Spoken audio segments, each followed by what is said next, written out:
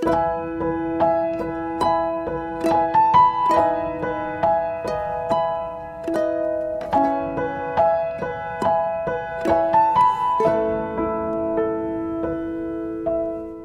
shalom, shalom semua, haleluya.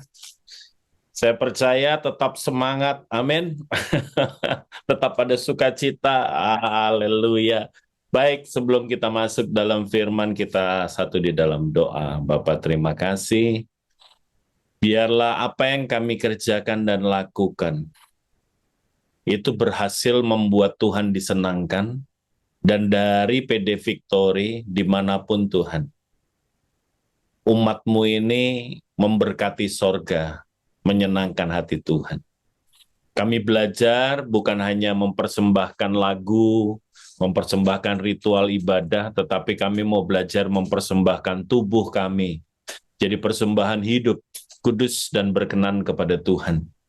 Karena tantangan kami sesungguhnya bukan saat kami beribadah, tetapi tantangan kami sesungguhnya saat kami selesai daripada acara-acara rohani, di mana kami menghadapi hal-hal yang nyata di depan kami. Dan biarlah kami jadi orang berhasil, orang kudusnya Tuhan dimanapun kami berada. Mari Bapak urapi telinga kami jadi telinga murid, hati kami jadi lahan yang baik. Ditanami kebenaran firman dan firman bertumbuh, berakar kuat, berbuah-buah dalam hidup kami. Di dalam nama Yesus Kristus Tuhan kami berdoa dan mengucapkan syukur haleluya. Amin. Iya, sekali lagi shalom Bapak Ibu yang dikasihi Tuhan, PD Victory yang saya kasihi. Lamo tak besuo ya. Sekarang kita berjumpa kembali. Bapak Ibu yang dikasihi Tuhan, hari ini saya mau bawa satu tema yaitu penakut. Kenapa saya harus bahas ini? Karena saya sangat tertegur gitu ya. Saya sangat tertegur dengan firman di Wahyu pasal yang ke-21 ayat yang ke-8 Bapak Ibu. Wahyu pasalnya yang ke-21 ayatnya yang ke-8. Bapak Ibu sudah ketemu Wahyu 21 ayatnya yang ke-8. Wahyu 21 ayat yang ke-8, demikian firman Tuhan. Tetapi orang-orang penakut, orang-orang tidak percaya, orang-orang keji, orang-orang pembunuh, orang-orang sundal, tukang-tukang sihir, penyembah-penyembah berhala, dan semua pendusta, mereka akan mendapat bagian mereka di dalam lautan yang menyala-nyala oleh api dan belerang. Inilah kematian yang kedua. Yang berbahagia mereka yang mendengarkan firman, memelihara dalam hidup. Wahyu pasal 21 bicara mengenai langit baru, bumi baru. Ini adalah idaman semua orang percaya, harusnya. Kenapa? Karena kalau buat saya selalu berdoa setiap pagi, saya berkata gini, Bapa, kiranya Engkau memberkati kami dan tidak ada satupun dari kami yang terhilang di dunia ini, dan karena kami harus diam di rumah Bapa sepanjang masa kelak. Jadi kalau kita jadi apapun, punya apapun, tetapi ending daripada hidup kita tidak bersama Bapa di rumah Bapa yang kekal, maka semuanya akan menjadi sia-sia. Nah, waktu bicara mengenai langit bumi langit baru bumi baru, kalau Anda lihat di dalam Wahyu 21 nanti dibaca sendiri, orang-orang yang menang itu memiliki hak untuk mereka berada di langit baru, bumi yang baru. Tetapi ada orang-orang, golongan orang-orang atau klasifikasi orang-orang yang tidak masuk di sana, dan waktu tidak masuk di sana, maka apa yang terjadi? Yang terjadi adalah mereka mengalami dan berjumpa dengan kematian yang kedua. Siapa itu? Orang penakut, orang tidak percaya, orang keji, orang pembunuh, orang sundal, tukang-tukang sihir, penyembah berhala, dan semua pendusta. Saya mengerti dengan golongan orang-orang ini. Tetapi yang saya agak nggak ngerti adalah kenapa di situ yang pertama itu adalah golongan orang penakut. Sebetulnya kalau kita lihat, apa sih sebetulnya masalah orang penakut ini? Kenapa orang penakut itu disejajarkan dengan orang yang tidak percaya, dengan orang keji, dengan pembunuh, dengan orang sundal, dengan tukang sihir, penyembah berhala, dan pendusta? Pertanyaannya itu. Kan kalau yang namanya orang penakut, kadang-kadang kita masih bisa bilang gini, ya namanya Pak, kita ini manusia kan, takut kan ya normal toh. Ternyata enggak. Saya mau kasih tahu, yang namanya penakut itu tidak masuk dalam kerajaan Allah. Dan waktu saya ingin menyelidiki, waktu saya tanya sama Tuhan, Tuhan apa yang dimaksud? Apa yang dimaksud dengan firman ini? Kenapa penakut demikian jahatnya sehingga mereka itu tidak masuk dalam kerajaan Allah? Waktu Tuhan jelaskan kepada kita ini perkataan ini atau tulisan ini adalah tulisan yang menyatakan akibat dan sebabnya, gitu. Kalau orang itu penakut, gitu ya, itu bisa karena dia orang yang nggak percaya, bisa dia karena orang yang keji, bisa dia pembunuh, bisa dia orang sundal, bisa dia tukang sihir, bisa dia penyembah berhala, atau sebaliknya. Jadi penakut ini sebetulnya sebagai indikator utama bagaimana level keimanan kita. Orang-orang yang beriman, dia akan menjadi orang-orang pemberani. Orang penakut itu menyatakan dan memperlihatkan betapa kerdilnya imannya. Bahkan mungkin nggak ada. Dan ngerinya waktu saya kembali melihat kepada wajah gereja, gitu ya, wajah pelayan-pelayan, wajah hamba-hamba Tuhan katanya, justru banyak orang-orang dari mereka itu penakut. Jadi ironis sekali, orang penakut ini bukan orang yang nggak ibadah, orang penakut ini bukan orang yang nggak melayani, orang yang penakut ini bukan orang yang nggak ke gereja, orang yang mungkin mereka adalah aktivis, tetapi mereka penakut. Doa saya selesai dari ibadah ini, tidak ada satupun dari kita penakut. Haleluya. Semua jadi orang pemberani. Amin, saudara. Katakan sama saya pemberani. Gitu. Hah? Ya, orang pemberani itu bukan ditandai dengan tato yang satu badan, bukan ditandai dengan badan yang kekar, bukan ditandai dengan anting yang banyak. Enggak, enggak. Orang penakut itu akan terlihat dari keputusan-keputusan di dalam hidupnya. Kan sebetulnya masalah atau ujian yang sesungguhnya itu bukan waktu kita lagi beribadah tuh Bapak Ibu. Bukan waktu kita di gereja tuh. Waktu kita keluar gereja. Bagaimana dan apa yang kita putuskan itu menjadi penentu. Tuhan menilai bukan dari apa yang kita katakan, tetapi Tuhan menilai dari apa yang kita putuskan. Nah, orang-orang penakut ini dari keputusan-keputusannya kelihatan. Nah, hari ini, malam ini, saya mau sharing. Ketakutan-ketakutan akan hal apa saja yang hari ini masuk kepada golongan sehingga mereka-mereka tidak pantas untuk masuk di dalam langit baru, bumi baru. Yang pertama coba kita lihat Daniel pasal yang ketiga. Daniel pasalnya yang ketiga. Daniel pasalnya yang ketiga, Bapak Ibu. Kita mulai lihat ayat yang ke-14.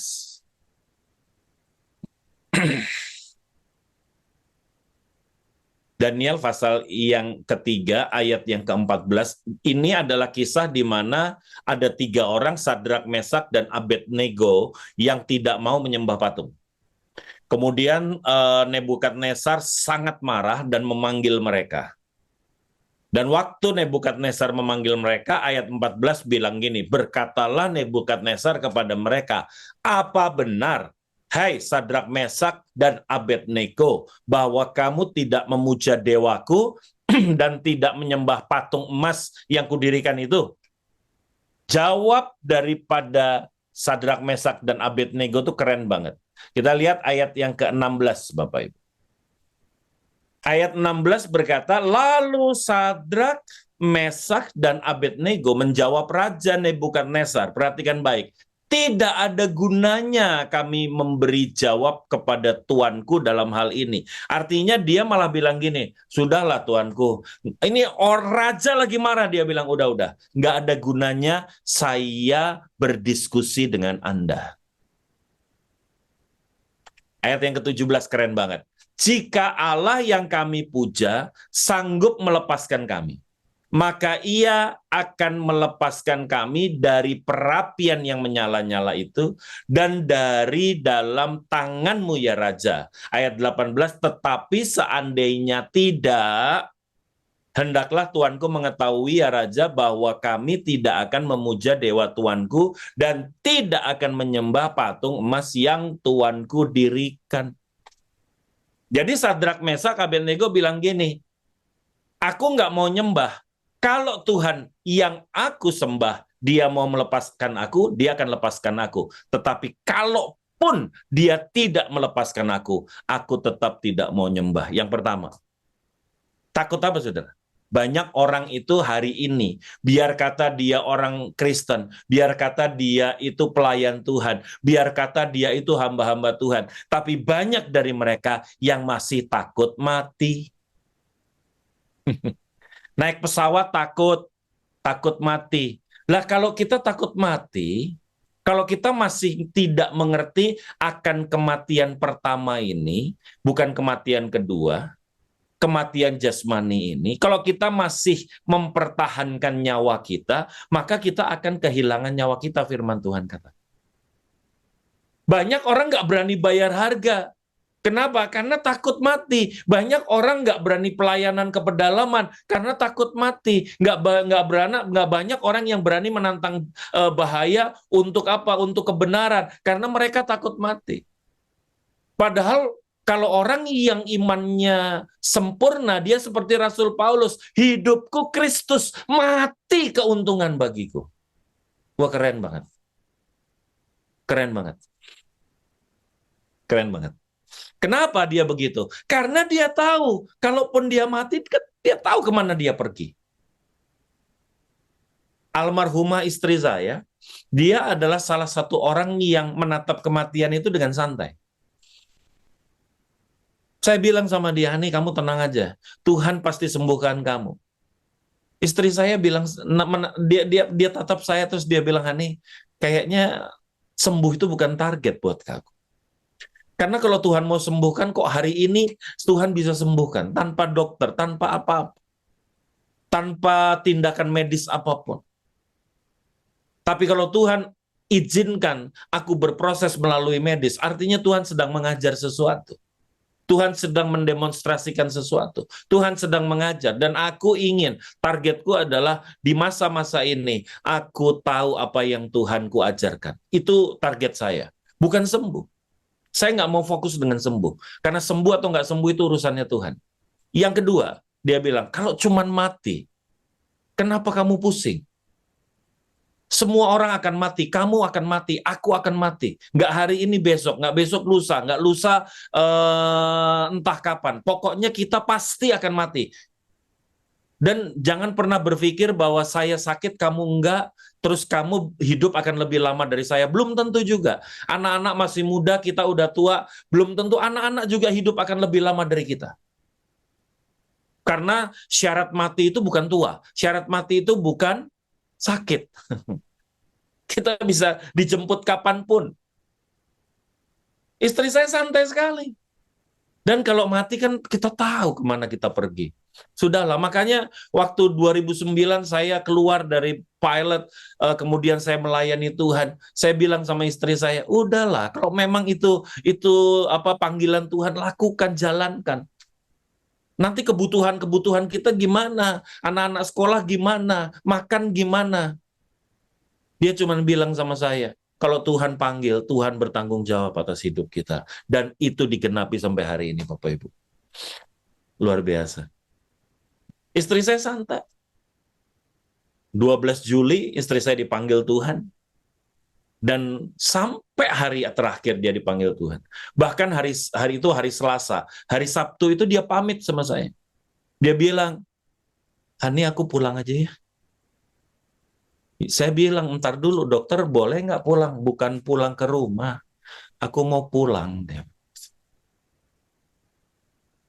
Saya bilang, jangan dulu dong.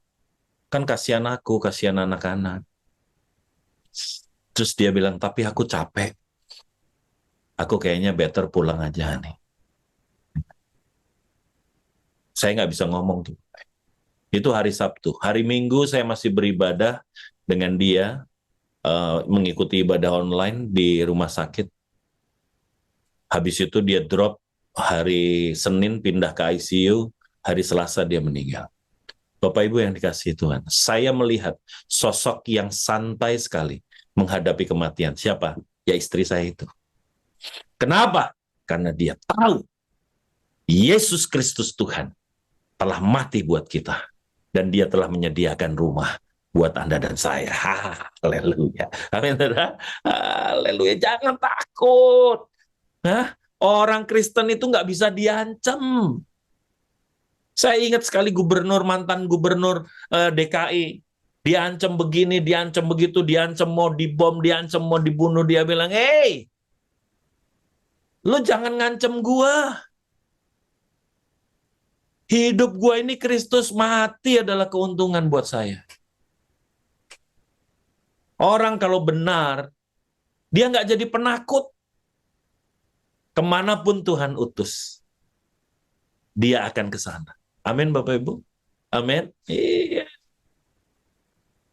Jangan jadi penakut, takut mati. Kita tahu kemana kita pergi. Bahkan kalau kita di rumah duka kan selalu ada ayat tuh.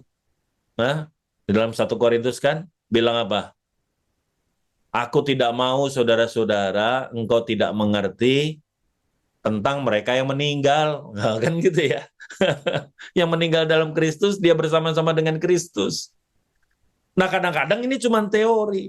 Tapi banyak orang Kristen masih hidup dalam fobia akan kematian. Seharusnya orang Kristen itu paling santai hidupnya. Kenapa? Mati pun dia nggak takut. Bukan cari mati. Bukan cari mati Bapak Ibu. Tetapi mati pun dia nggak takut. Lah kalau saya terbang di pedalaman Bapak Ibu, cari jiwa, cari ini, saya di pedalaman sendirian. Emangnya enak? Udah tempatnya kayak begitu. Udah di bawah kita nggak tahu ada apa, ntar ketemu suku terasing juga belum tentu dia ramah. Kadang-kadang kalau udah namanya suku terasing, orang-orang yang ini mereka masih hidup dalam kanibalisme gitu. Mereka lihat kita bukannya lihat pendeta, dia lihat kita, dia lihat lauk pauk, saudara. Terus kita nggak mau, terus kita takut. Ya, gimana Bapak Ibu? Bapak Ibu yang dikasihi Tuhan. Ayo, jangan jadi penakut. Hidupku Kristus, mati adalah keuntungan bagiku. Amin, saudara. Ya, jangan takut. Yang kedua, takut akan apa? Yuk kita lihat di dalam Matius pasal yang kelima. Matius pasalnya yang kelima. Matius pasal yang kelima. Ayat 13 dan ayat yang ke-14, Bapak Ibu.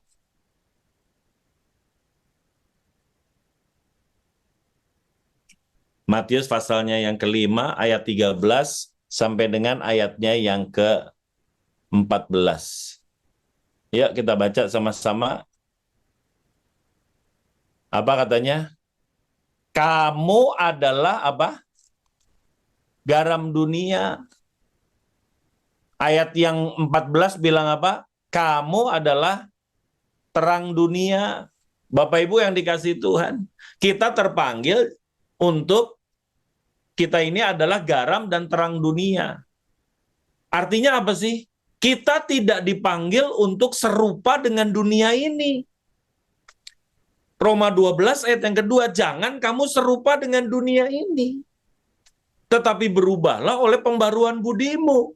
Jangan jadi penakut. Penakut apa? Takut bertentangan, takut melawan arus dunia.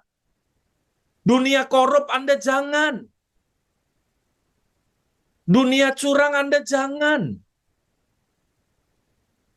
Dunia kompromi dengan dosa Anda kudus. Jangan serupa Bapak Ibu. Dunia balas kejahatan dengan kejahatan, saudara mengampuni. Dunia tampar pipi kiri, dibales. Kita bilang tampar pipi kiri, kasih pipi kanan. Dia minta baju, kasih jubah. Dia minta jalan 1 mil, jalan 2 mil. Bapak Ibu. Halo? Jangan kita serupa dengan dunia. Kita ini kadang-kadang sering jadi penakut.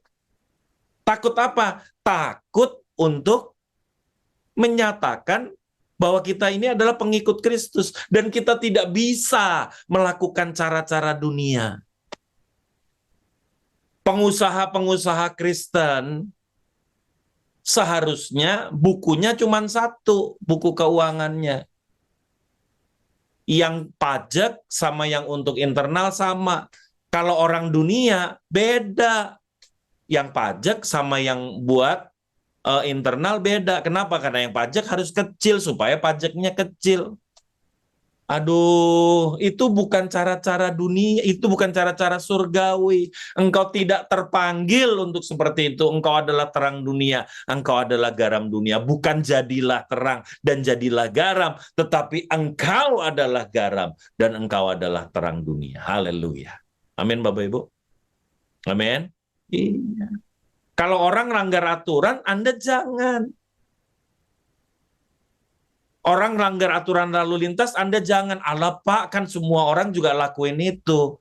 Iya bener sih, ada letter S-nya, ada coretnya. Tapi ya gimana ya? Habis jauh sih kalau saya mau ke tempat parkiran. Akhirnya apa? Letter S juga tabrak aja. Di situ aja dia, berhenti di situ. Kayak orang nggak berdosa. Kalau orang dunia boleh, Anda enggak boleh. Saya enggak boleh, Anda enggak boleh. Amin, saudara? Amin. Engkau berbeda. Kau adalah terang dunia, kau adalah garam dunia. Enggak ada gunanya kalau garam itu sudah tawar, selain dibuang dan ini orang katanya. Bapak Ibu yang dikasihi Tuhan, engkau adalah terang dunia, kota yang terletak di atas bukit tidak akan mungkin tersembunyi. Engkau itu dilihat, dinilai oleh banyak orang. Jangan hidup seturut dengan cara-cara dunia. Jangan jadi penakut. Aduh nanti Pak begini, aduh nanti Pak begitu. Makanya orang bilang gini sama saya, Pak saya siap mati buat Tuhan. Aduh, kejauhan. Jangan siap mati buat Tuhan dah. Siap hidup dulu buat Tuhan. Itu jauh lebih sulit tuh. Karena engkau harus betul-betul jadi orang yang pegang integritas saudara sampai akhir hayat. Apapun resikonya. Haleluya. Engkau berani berkata ya di atas ya dan tidak di atas tidak. Kalau ada orang yang lemah, kalau ada orang yang teraniaya, kalau ada orang yang terzolimi, kalau engkau tahu bahwa dia benar, engkau harus berdiri untuk membela dia. Jangan jadi penakut. Anak-anak Tuhan, jangan jadi penakut. Jangan takut mati. Jangan takut melawan arus dunia ini. Jangan takut. Tuhan menjadi pembela saudara dan saya. Haleluya. Bapak Ibu yang dikasih Tuhan. Yang ketiga, takut apa? Matius yuk pasal yang ke-6. Matius 6 ayatnya yang ke-24 Bapak Ibu. Matius pasal yang ke-6 ayatnya yang ke-24.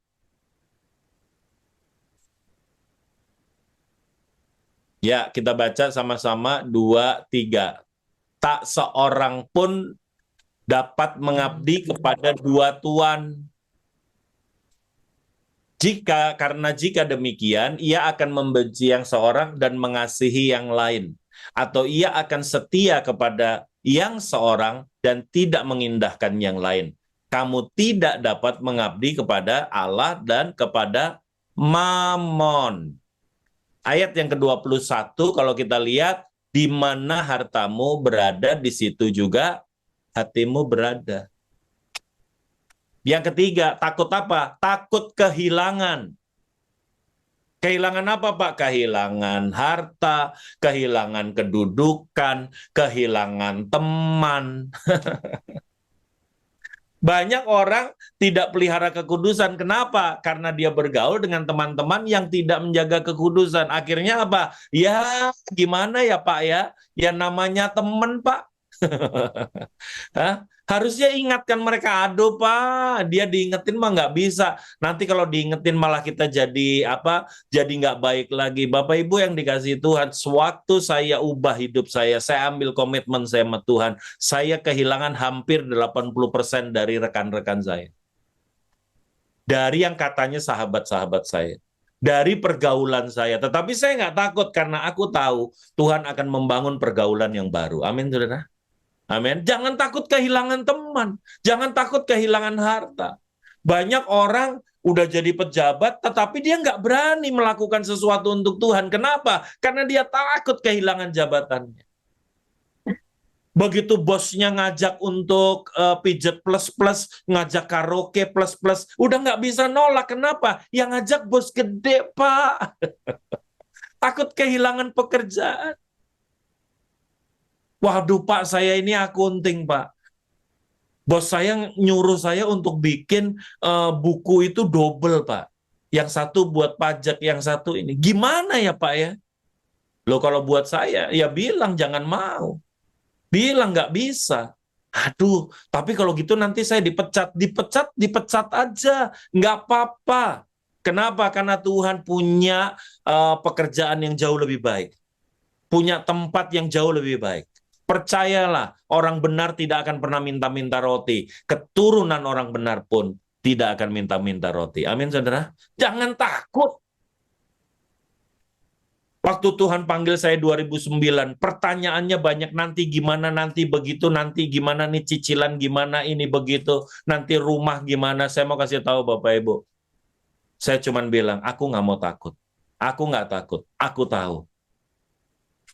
Tuhan akan menyediakan segalanya. Aku tahu Allahku adalah Allah yang akan mencukupkan segala kebutuhanku seturut kekayaan dan kemuliaannya.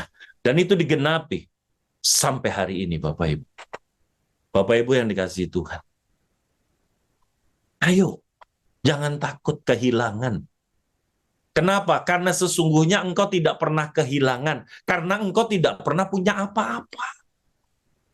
Harta bukan punyamu. Nyawa bukan punyamu, nafas hidup bukan punyamu. Jabatan bukan punya saudara. Saudara tahu, sadar nggak? Nggak ada. Semuanya adalah dari Tuhan. Dan hanya untuk kemuliaan Tuhan, Bapak Ibu. Aduh, jangan takut. Kalau memang itu harus lepas dari tanganmu, lepaslah. Nggak ada masalah. Karena Allah yang kau sembah dan Allahmu, Allahku, Bapamu dan Bapakku. Dia Bapa yang bertanggung jawab. Dia Bapa yang tidak berhutang. Dia Bapa yang akan membalaskan berlipat kali ganda. Kalau kita nggak pernah ambil keputusan, Anda nggak pernah lihat mujizat. Kalau saya tidak pernah ikut Tuhan sepenuh waktu, saya tidak pernah lihat mujizat. Aku nggak pernah lihat Bapakku yang setia, tangannya yang selalu menyediakan. Tetapi waktu saya mau jalan, waktu saya mau memutuskan, Bapak Ibu saya mau kasih tahu, tidak ada janji satupun yang Tuhan ucapkan. Tenang aja Zif, nanti gajimu pasti digantiin, tenang aja Zif, ntar ada ini, ada ini, ada ini. Tenang aja, enggak, saya seperti bangsa Israel keluar dari tanah Mesir. Sudah, kamu ikut, kamu keluar, supaya kamu bisa beribadah. Aku akan menuntun engkau kepada tanah yang penuh dengan susu dan madu. Di mana itu? Boh. Pokoknya ikut aja. Haleluya. Amin, saudara. Amin. Ya, ya udah. Jangan takut. Saya takut kehilangan. Emang ada yang punya kita? Nggak ada kok. Emang ada yang dalam kuasa kita? Tidak ada. Semuanya hanya dari Tuhan dan untuk Tuhan. Talenta, kebisaanmu, semua hanya dari Tuhan dan untuk Tuhan. Bapak Ibu yang dikasihi Tuhan. Jangan takut. Jangan jadi penakut. Satu kali saya melayani satu ibadah. Ini di sebuah perusahaan, waktu saya lihat, oh perusahaannya cukup apa? Mungkin saya bilang bukan cukup besar, tetapi sangat besar. Saya diundang di ibadah eksekutif di ruang rapat gitu. Waktu saya sepanjang beribadah, saya melihat ada apa satu pasang ibu bapak yang selama pujian penyembahan dia tidak berkonsentrasi sama sekali dengan pujian penyembahan, dia berkonsentrasi dengan handphonenya. Terus dia lihat handphone, dia lihat handphone, dia lihat. Sometimes dia angkat, dia agak nunduk sedikit, dia angkat orang telepon dan segala macam. Itu mengganggu sekali. Akhirnya begitu tiba saatnya saya khotbah, saya berdiri dan saya bilang, Bapak Ibu, saya mohon maaf. Saya mohon maaf. Kalau memang Bapak Ibu masih sibuk dengan handphone Bapak Ibu, boleh nggak Bapak Ibu di luar? Kita mau belajar untuk menghormati hadirat Tuhan yang hadir di tempat ini. Dia ngelihat saya. Kemudian dia taruh handphonenya. Ya udah, saya khotbah. Selesai saya bawa firman, selesai ibadah, saya keluar, dikejar sama yang undang saya, koordinator ibadah. Terus dia tanya gini sama saya, sorry, Pastor tahu nggak tadi yang Pastor tegur itu siapa? Nggak tahu. Dan saya nggak peduli. Itu adalah owner dari perusahaan ini. terus saya bilang sama dia, terus emang kenapa kalau dia owner? Emang owner nggak boleh ditegur? Kalau saya lebih takut Tuhan daripada sama owner, ya kan? Kan paling paling jelek saya nggak diundang lagi. Amin, saudara. Dan puji Tuhan saya bukan pendeta RO, repeat order, saudara. Saya nggak peduli, Pak. Kebenaran adalah kebenaran. Ya di atas ya, tidak di atas tidak. Amin, saudara. Ya, itu yang harus aku katakan. Sepahit apapun. Akhirnya saya bilang, nggak apa-apa.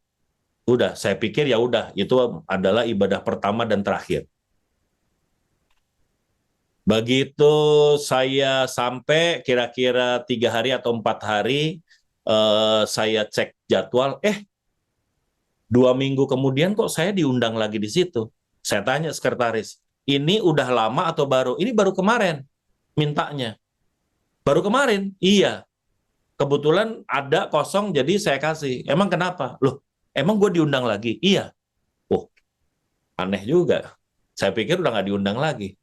Begitu tiba waktunya di hari itu, saya datang, mulai pujian penyembahan, beliau-beliau ada di depan saya. Beliau-beliau ini ada di depan saya. Dia dia udah nggak pegang handphone dia ini. Begitu saya mau, tiba saatnya saya berkhotbah, saya berdiri, terus dia berdiri, terus dia bilang, Pak Pendeta, maaf ya, saya minta waktu sebentar. Waduh, saya bilang, saya pasti dimarahin nih. Ya udah, saya duduk lagi. Tahu nggak apa dia bilang? Pak, saya marah sekali sama karyawan saya.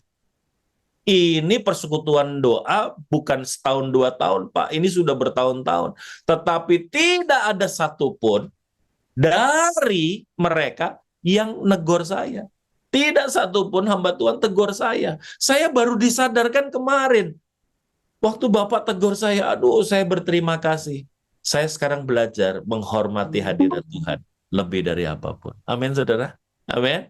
Iya. Dan hari ini saya setiap bulan ada di sana, Bapak Ibu. Kenapa? Ya nggak tahu. Tapi tadi jangan takut kehilangan. Nggak ada yang milik kita. Jangan takut kehilangan. Amin, Bapak Ibu. Ya. Jangan takut mati. Bayar harganya kalau perlu. Jangan takut apa? Kehilangan. Jangan takut. Santai aja. Santai. Jangan takut menentang arus dunia. Engkau dan aku adalah garam dan terang dunia. Dan yang terakhir, yang keempat. Yeremia pasal 17 yuk. Ayatnya yang ke-8.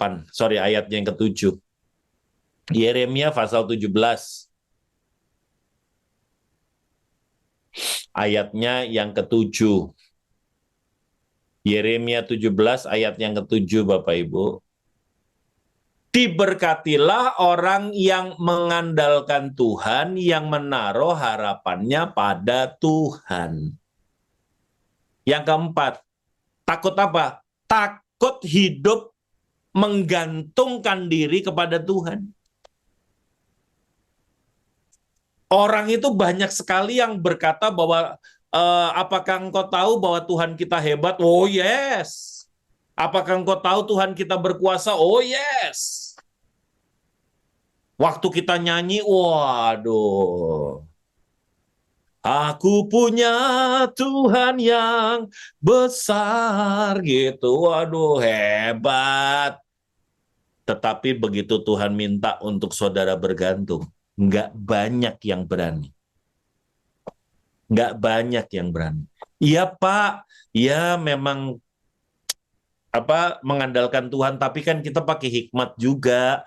Iya Pak, mengandalkan Tuhan, tapi kan juga kita kan, Bapak Ibu yang dikasih Tuhan, hikmatmu itu berlaku saat engkau masih bisa punya bagian untuk melakukan sesuatu. Tapi ada kalanya di mana engkau hanya bisa berserah dan bergantung.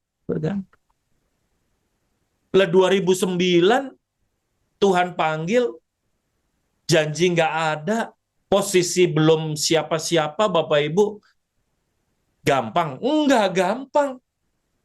Dari punya gaji, nggak punya gaji, nggak gampang. Tapi hari itu, aku cuman bilang, Tuhan, ini saatnya. Aku nggak punya apa-apa lagi, tetapi yang aku percaya, aku punya segalanya, karena aku punya Engkau yang memegang tanganku. Dan mulai hari itu, saya hidup bergantung sama Dia.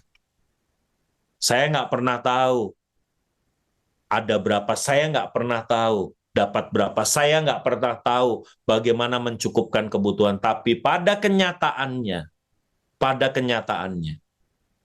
anak saya 25, 3 anak saya dalam pernikahan, yang di luar nikah 22, anak-anak Papua, anak ini. Hidup semua, Bapak Ibu. Pandemi saya pikir saya harus pulangin mereka. Hidup semua, Bapak Ibu. Istri saya sakit, BPJS nggak nanggung, insurance nggak nanggung. Itu biaya pribadi. Semuanya bisa tertangani dengan baik. Tanpa harus meminta-minta roti. Bapak Ibu yang dikasih Tuhan, Allah yang kau sembah, Bapa yang kau sembah, bukan Bapa yang terbatas, Dia Bapa yang tidak terbatas. Kalau engkau mau melihat ketidakterbatasannya, maka satu yang harus ada dalam kehidupan kita apa? Berani untuk bergantung penuh sama Tuhan. Bergantung penuh, nggak usah pakai tapi-tapi. Iya Pak, tapi ini dia. Ya, ikutin kata-kata saya. Percaya firman, ikutin kata-kata saya, percaya firman, nggak pakai tapi, gitu saudara ya. Ya, percaya firman nggak pakai tapi. Ikut Yesus itu 100% atau tidak sama sekali. 99% nggak laku, Pak. 99,9 nggak laku. Berserah 100% atau tidak sama sekali. Jangan ngomongnya berserah, tapi buntutnya kita pegang. Akhirnya kita penuh dengan khawatir, akhirnya kita penuh dengan ketakutan, akhirnya kita mempertanyakan kebijakannya Tuhan. Bapak Ibu yang dikasih Tuhan, hari ini milikilah keberanian. Untuk apa? Untuk bergantung penuh sama Tuhan. Mentalnya gimana? Mentalnya itu kayak Ayub. Jangan hanya mau menerima yang baik, sementara engkau tidak mau menerima yang tidak baik dari Tuhan. Orang yang bergantung penuh, baik tidak baik menurut penilaian kita, segala sesuatu yang dari Tuhan, itulah yang terbaik. Haleluya. So, hari ini Bapak Ibu yang dikasih Tuhan, doa saya, Victory dipenuhi dengan orang-orang pemberani. Orang-orang yang nggak bisa diancam, orang-orang yang berani bayar harga, orang-orang yang nggak takut dengan kematian. Victory penuh dengan orang-orang yang berani menentang arus. sesulit apapun, sepahit apapun. Kalau ditangkap nggak ada sogok-sogokan, nggak ada damai-damai. Kalau memang kita salah, akui kesalahan kita. Kalau nggak diampuni, disidang jadi. Nggak ada masalah, didenda jadi. Kenapa? Itu konsekuensi. Jangan pakai kompromi-kompromi, jangan ikut arus dunia. Yang ketiga, jangan takut kehilangan. Karena sesungguhnya engkau tidak memiliki apapun. Aku tidak memiliki apapun. Jangan takut kehilangan. Entah itu kehilangan jabatan, entah itu kehilangan harta. Mungkin kehilangan pacar, mungkin kehilangan pasangan, mungkin kehilangan. Jangan takut. Jangan takut. Segala sesuatunya itu asalnya dari Tuhan dan hanya untuk Tuhan. Dan yang terakhir, kita adalah orang-orang pemberani yang menggantungkan diri kita penuh hanya kepada Dia. Kita nggak punya andalan yang lain. Firman Tuhan katakan, diberkatilah engkau yang mengandalkan Tuhan, yang menaruh harapannya pada Tuhan. Bapak Ibu yang dikasihi Tuhan, PD Victory. Jadilah orang pemberani, karena orang pemberani akan memiliki langit baru dan bumi baru sebagai warisnya. Tuhan Yesus memberkati kita semua. Mari kita bersatu di dalam doa, Bapak Ibu. Bapa, terima kasih. Hamba-Mu meletakkan umat ini ke dalam tangan kuat kuasa-Mu. Berkatilah, urapilah, jamahlah. Ibu Gembala, Pastor Eli, Tuhan, aku serahkan ke dalam tangan kuat kuasa-Mu. Demikian juga para pengurus, demikian juga para peserta. Tidak ada satu pun yang terlalukan. Berkat Tuhan mengalir. Biarlah Tuhan Engkau mengaruniakan roh yang membangkitkan keberanian dan ketertiban. Bukan roh ketakutan, tetapi roh yang membangkitkan keberanian dan ketertiban. Itu ada atas umat-Mu di tempat ini. Sehingga Bapa, sepahit apapun, semengerikan apapun, mereka tetap berkata, pilihanku jatuh hanya kepada kebenaran dan kemuliaan bagi Tuhan. Di dalam nama Yesus Kristus Tuhan, aku berdoa dan mengucapkan syukur. Haleluya. Amin.